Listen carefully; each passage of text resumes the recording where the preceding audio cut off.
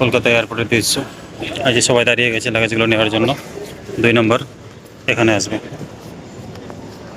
এখান থেকে একটা ট্রলি নিয়ে নিচ্ছি, ট্রলি নিয়ে এলাম, এবং লাগেজগুলো নিয়ে বাড়ি যাব।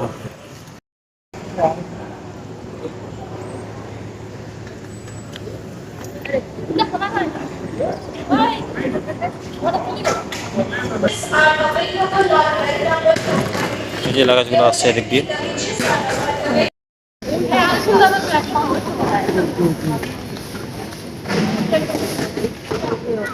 আসো আসো, না না, পিছন পিছন পিছন। আরে, এই যে লাগেজগুলো নিয়ে নিচ্ছি, এখনও ওরা দাঁড়িয়ে আছে সবাই। তো ফাইনালি আমি চলে আসলাম।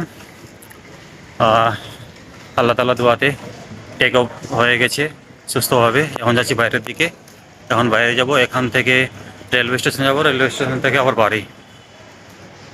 তো প্লিজ আমার চ্যানেলের সঙ্গে জুড়ে থাকবেন। দেখা হবে নতুন ভিডিওতে।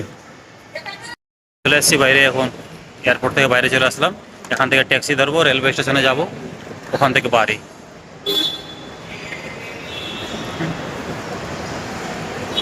কলকাতা এয়ারপোর্টের বাইরে আসছি, এখান থেকে যাবে আমি কলকাতা রেলওয়ে স্টেশন।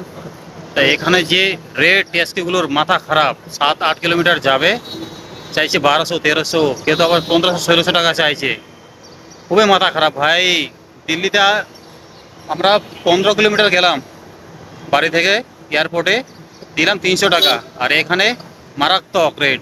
এখান থেকে আমরা 7-8 কিলোমিটার যাবো কলকাতা রেলওয়ে স্টেশনে, এয়ারপোর্ট থেকে চাইছে 1400 টাকা। ভাই, এমন রেট বাঙালি বোঝা যায় না, এত টাকা কি করে চায় এরা, আমরা কিছু বুঝতে পারি না।